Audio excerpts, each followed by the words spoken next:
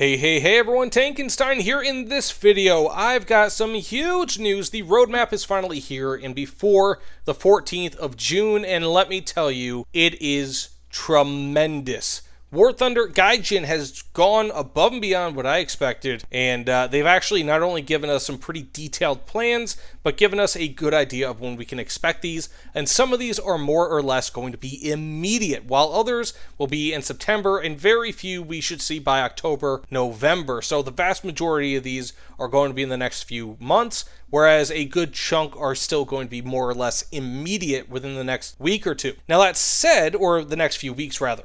Now that said, this entire intro here is pretty much just them saying sorry, this is what you can expect. They also say in it that some of these changes, or rather all these changes, if they don't work with the game, they could be reduced or altered in some way, or even removed entirely, so bear that in mind. And they also said that they are going to be making these, or that they were planning on introducing all these to the game, whereas now they are going to be doing so at an accelerated rate. Now, that being said, initially, so the first changes that they're going to be doing is that they're going to be increasing the amount of SL reward for the vehicles in game, with the higher ranking vehicles getting a better reward. Additionally, we will be seeing a reduced RP, or repair cost rather, for pretty much every vehicle. So as you can see here in this chart, we have repair costs in AB, RB, SB, as well as the reward multipliers, and there's a whole lot more in green than there is in red, and the green is substantially larger than the red. So for example, right here, I believe this is the, the F5E, you're going to be seeing a 13,373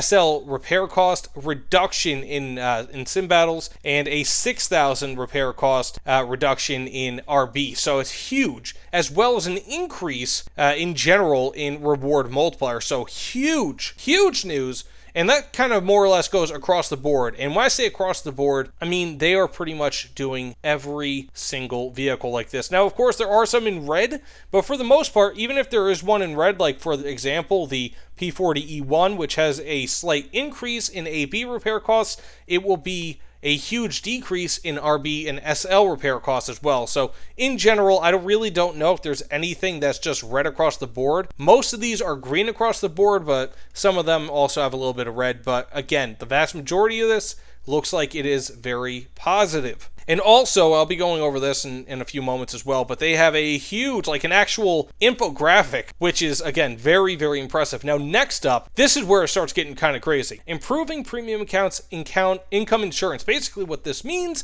is that premium accounts will no longer be at a negative, at a loss after a match if you had numerous deaths. So for example, like let's say if you earned 5,000 SL in a match, but you had 10,000 SL in repair costs, it won't matter. Premium accounts of all kinds. So every single premium account, no further action is needed. If you have a premium account, it's just, again, the standard premium account. You will have no loss in SL at the end of the match. So you can no longer, outside of team killing, have any sort of loss in income after the match from repairs. Now, of course, ammo will still be a factor, but in general, that's it.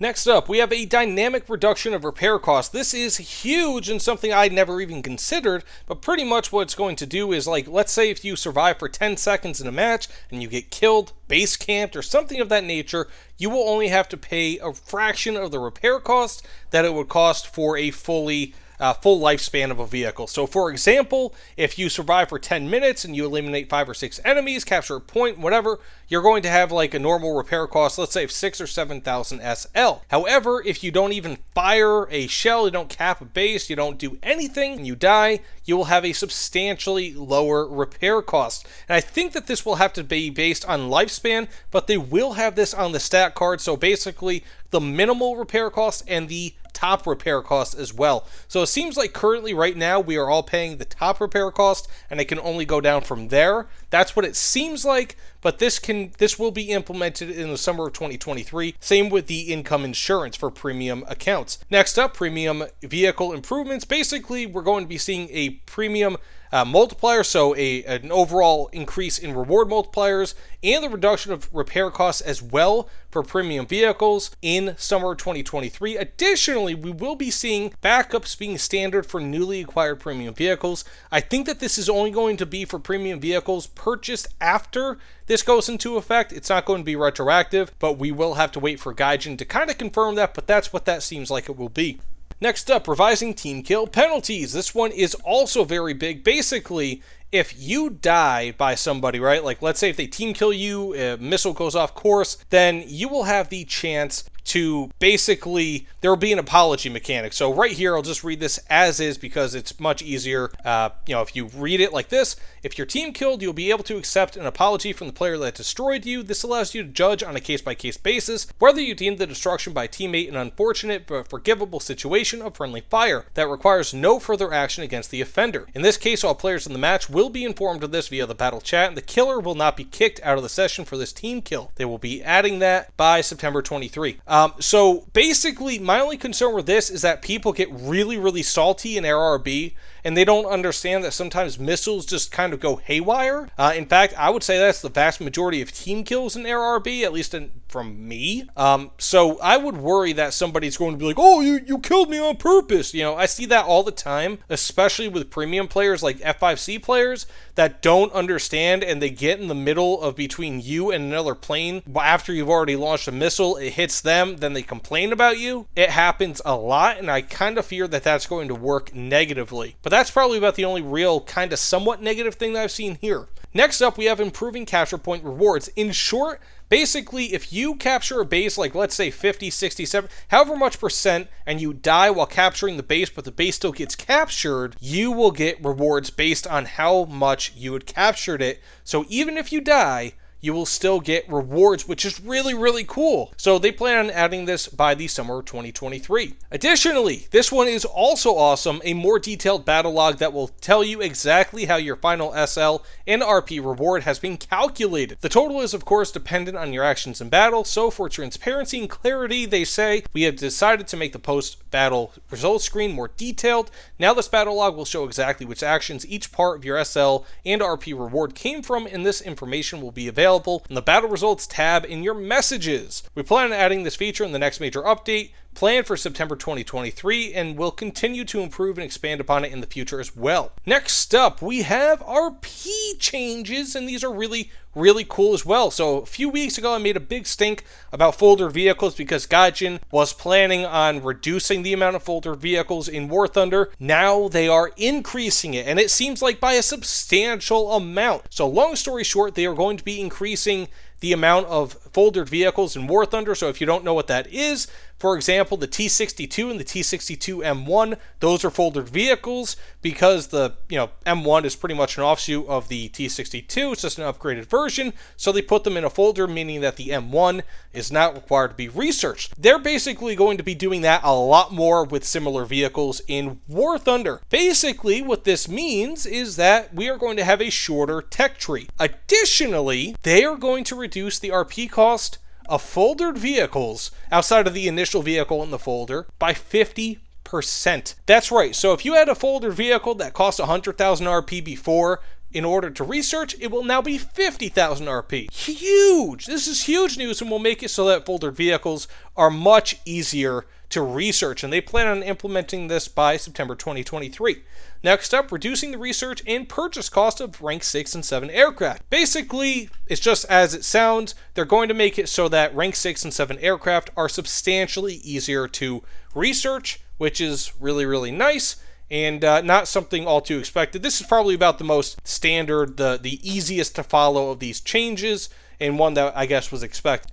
This one is really, really cool. Rewarding your skill. So basically, in a match, if you get like 5 kills or 10 kills, it doesn't really scale, right? Or it scales all the same. So if you get 5 kills, you're not really going to have a different percentage at the end of the match, like a reward percentage as somebody who got 10 kills. Now, for this, they're going to be doing that. So basically, they give us an example here, and this is a preliminary example with things that are subject to change, but they'll basically structure it like this. And as an example, in tank arcade battles, while using rank 3 vehicles, if you have level 1 for destroying 3 enemy vehicles, you'll receive a 15% RP bonus at the end of the match. For level 2, if you destroy 6 enemies, you'll have a 30% RP bonus at the end of the match. And level 3, for destroying 9 enemies, you'll have a 50% RP bonus at the end of the match. Basically, this means that the better you do, the more enemies you kill, you get a bigger bonus at the end of the match. So, like, let's say if before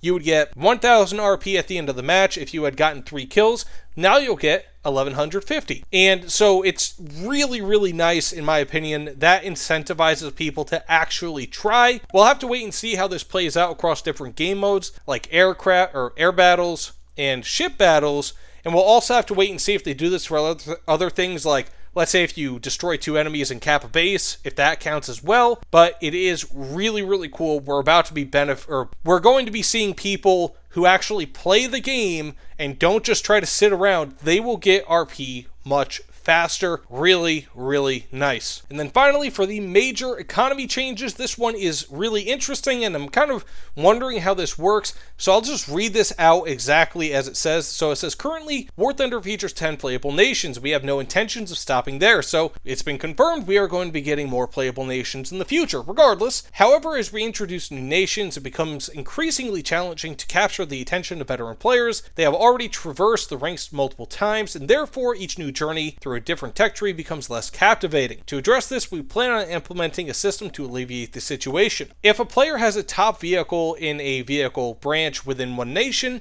they will receive an RP bonus when researching the equivalent branch of other nations. In the research tree, certain vehicles will be marked as a top vehicle for each nation at any given time. Once a player gets one of these vehicles, they will receive an RP bonus when researching other nations where they haven't yet obtained the top vehicles. The size of the bonus will depend on the rank being researched and will be applicable for the first 3 battles played each day. So long story short, if you have already grinded through a tech tree, you will get a bonus for grinding through other tech trees. And it says right here, the preliminary bonus for each rank will be, for rank 4, 15% RP bonus, rank 5, 25%, rank 6, 35%, and rank 7 and 8, 50%. Now, I said that they could change this in the future, but it will likely be implemented by October, November 2023. Now, I'm wondering if this means that there will be 3 battles each day in total, so split between air, naval, and ground, or if it will be like 3 for air, 3 for naval, 3 for ground. And what this means, so like, does this mean that if you have a top vehicle for rank 7, that by playing rank 7 or something in the Israeli tech tree, that you'll be getting more like RP for that? You play that 3 times and then you can go down to like rank 5. I think it's just, for however high you have it, but it's still really, really cool, and that will help people grind tremendously. So that's pretty much it when it comes to the economy. There are some other changes that I want to go over here, though, because it's not just the economy changes. Like I said, they have an entire roadmap infographic, but I'll be going over some of the important things here that I was just reading through. Now, the majority of these are kind of going over what I just went over, but there are some other things as well. So right here, other progression updates. Revision of the use and obtaining of fire prevention equipment, repair sets for tanks and ships, as well as countermeasures for aircraft. So this will be in June 2023 that they'll be releasing it. It says FPE of ground vehicles will be split into default for single-use fire extinguishing, and an improved type which requires module research and is capable of extinguishing fires twice. So this means free fire prevention equipment. That's right, free fire extinguishers, even if it's only a single use. It is coming to War Thunder. So FPE of naval vehicles, again, will be split into default and improved. Parts will be split into default and improved for ground vehicles. So again, it'll be like a one-time use and numerous use when it comes to, and that's without modification research. So huge, just absolute. This is crazy. And it says standard countermeasures will become available immediately for researched aircraft. Options such as chaff only, improved flares, mixed flares priority will be available by researching the module. Additional options such as BOL pods or additional chaff pods will remain available by module research. Awesome. Mission points reward for repair and fire extinguishing of allies will be introduced by the summer of 2023. And I mean, it's just huge. So they are looking at temporarily disabling night battles with the La Royale Major update in the future, they will be optionally enabled. So basically, once La Royale comes out, we will have no more night battles, although they will introduce them and give people the option of keeping them in their matchmaking queue, which is awesome. Strike UAVs will be moved to higher ranks, vehicle BR 9.7 and above, matching BR above 10.7 to allow players to have SAM systems capable of countering them. So again, huge. So we are going to be getting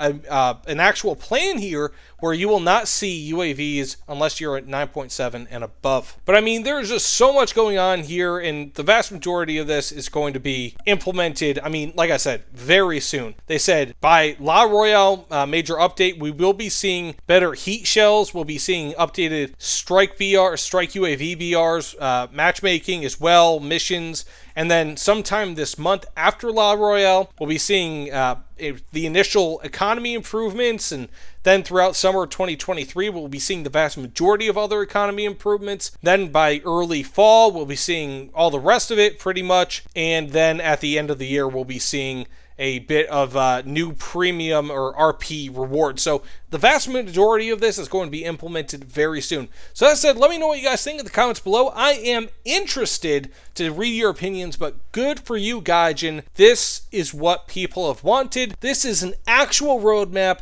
with actual dates. I mean, it's not saying like, oh, by July 1st, but it's saying we're going to have this out on this update, and so forth. And they've given us pretty solid details. So this is more than I ever expected, and wow, good for you, Gaijin. I am stoked to see these put into place, and I'll see if these work. I'm sure they will, at least in part, but very, very cool. Thanks so much for watching, everyone, and I'll see you all on the other side. Take care, everyone.